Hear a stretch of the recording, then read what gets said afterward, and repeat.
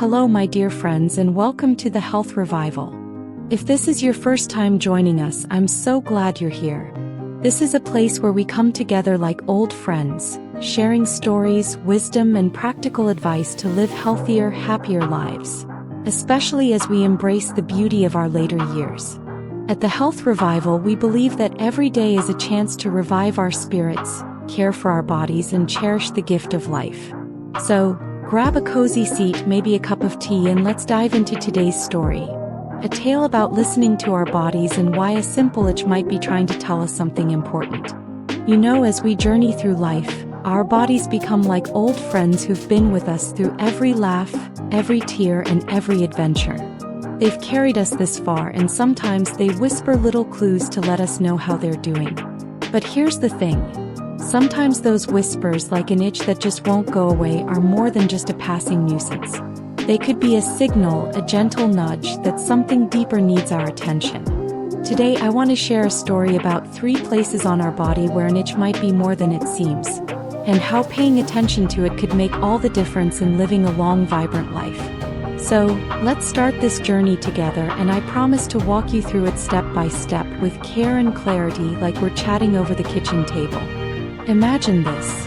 It's a quiet evening and you're winding down after a long day. Maybe you're rubbing your hands or feet, noticing a nagging itch that's been there for a while. It's easy to brush it off, isn't it?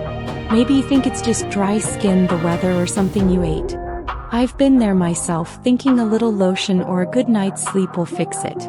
But what if that itch in your hands or feet is your body's way of waving a red flag, saying, "Hey, take a closer look at me"? Let's talk about why this matters.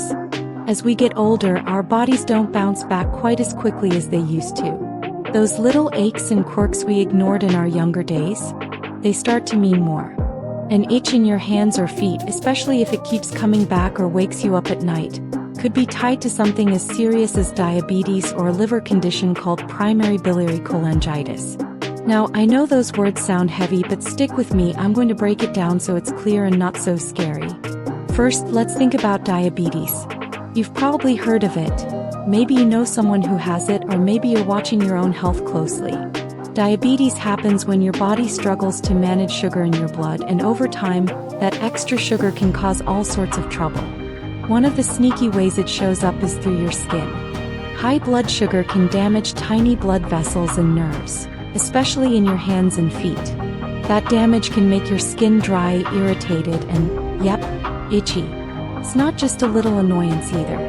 You might feel a tingling, a burning, or even a prickly sensation like pins and needles that gets worse at night when you're trying to rest. I remember a story about my neighbor Clara, a kind soul in her late 60s who loved baking pies for the neighborhood. She started noticing her feet itch like crazy, especially after dinner. She laughed it off at first, blaming her new slippers. But when the itching wouldn't stop and she started feeling tired all the time, she finally went to her doctor. Turns out her blood sugar was sky high, and that itch was her body's way of crying for help. Clara's doing better now, managing her diabetes with care, but she told me she wished she'd listened to that itch sooner. It's a reminder that our bodies are always talking to us. We just have to tune in. Now, diabetes isn't the only culprit. There's another condition tied to the liver that can make your hands and feet itch like nobody's business. It's called primary biliary cholangitis, or PBC for short. That's a mouthful, I know, but it's basically when your liver's bile ducts get inflamed and blocked, causing toxins to build up in your body. Those toxins can irritate your skin, especially in the palms of your hands and the soles of your feet. The itch can be so intense it feels like it's coming from deep inside, and it often gets worse at night, stealing your sleep. I think of my old friend George, who used to spend his days tending his garden. He started complaining about itchy hands, especially after working in the sun. He thought it was just the soil or maybe an allergy to his plants. But when he noticed his eyes looked a little yellow and he felt bone tired, his daughter insisted he see a doctor. That's when they found out about his liver trouble. George's story stuck with me because it showed me how something as simple as an itch can be a clue to something much bigger. He's managing now, but he always says, if I'd paid attention earlier, I might have spared myself some worry. So, what do we do if our hands or feet are itching? First, don't panic, but don't ignore it either. If the itching lasts more than a few days, keeps you up at night, or comes with other signs like tiredness, yellow skin, or dark urine, it's time to call your doctor. A simple blood test can check your blood sugar or liver function, and catching these things early can make all the difference. Think of it like tending a garden. If you spot the weeds early, you can pull them before they take over. Now let's shift gears a bit, but stay with me, because this next part is just as important. Imagine you're getting ready for the day, maybe adjusting your shirt, and you notice an itch around your chest. It's not something you'd think twice about, right? Maybe it's a new detergent, a scratchy tag, or just your skin acting up. But here's where our story takes a turn. What if that itch is your body's way of whispering about something as serious as breast cancer? I know that word, cancer, can stop you in your tracks. It's a heavy one, and I'm right here with you as we talk through it.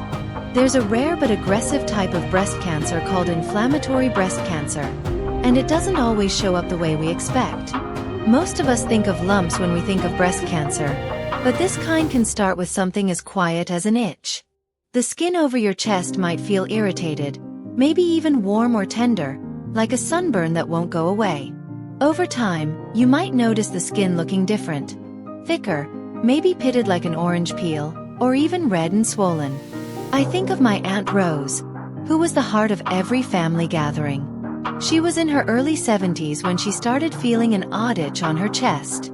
She thought it was just her skin getting older, maybe a reaction to her favorite perfume. But when the itching turned into discomfort, and she noticed her chest looked a little red, she mentioned it to her doctor during a routine visit. Thank goodness she did. Her doctor took it seriously, and after some tests, they caught her cancer early. Rose fought hard, and today, she's still with us, sharing her stories and reminding us all to listen to our bodies. What makes inflammatory breast cancer so tricky is that it doesn't always form a lump you can feel. Instead, it blocks the lymph vessels under your skin, causing those strange changes: itching, redness, swelling. And because it's rare, it's easy to mistake for something harmless, like an infection or a rash. But here's the good news. If you catch it early, your chances of beating it are so much better. That's why I'm sharing this with you, like a friend who wants you to have every chance to thrive. So, what should you do if you notice an itch on your chest? Pay attention to how it feels and looks. If it's more than just a passing irritation, if it's persistent, or if your skin starts changing in ways that don't feel right, don't wait. Make an appointment with your doctor, and don't be afraid to speak up. You might feel shy about mentioning something like an itch, but trust me, your doctor's heard it all, and they'll be grateful you brought it up. A mammogram or a biopsy can give you answers, and if it's nothing serious, you'll sleep better knowing you checked. As we weave these stories together, there's a bigger picture I want you to see.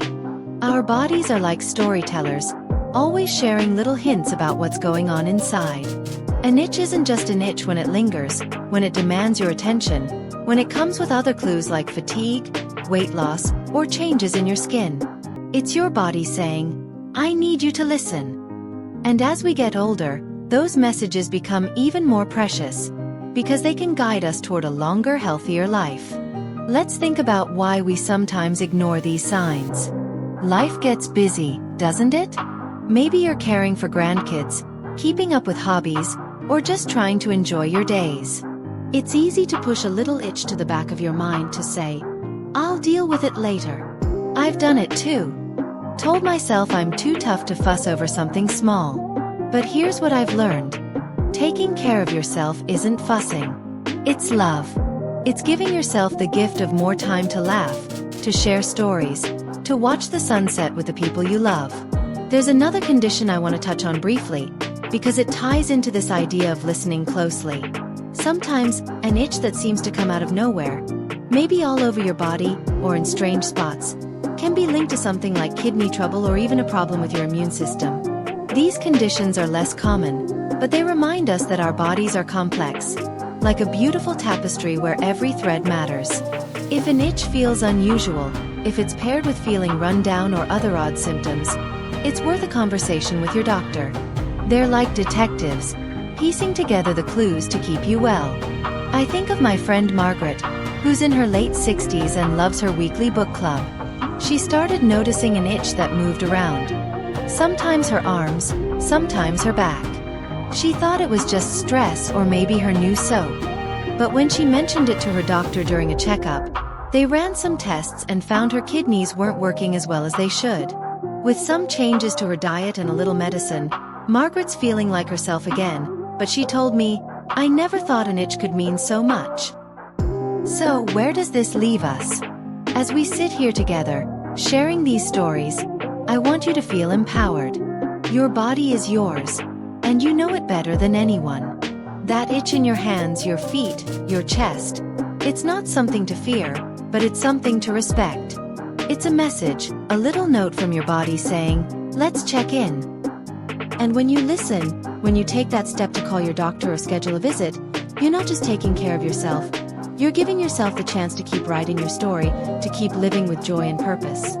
Here at the Health Revival, that's what we're all about. We're here to remind you that health isn't just about avoiding sickness. It's about reviving your energy, your curiosity, your love for life. Whether you're 60, 70, or beyond, every day is a new chapter, and we want you to fill it with moments that make your heart sing.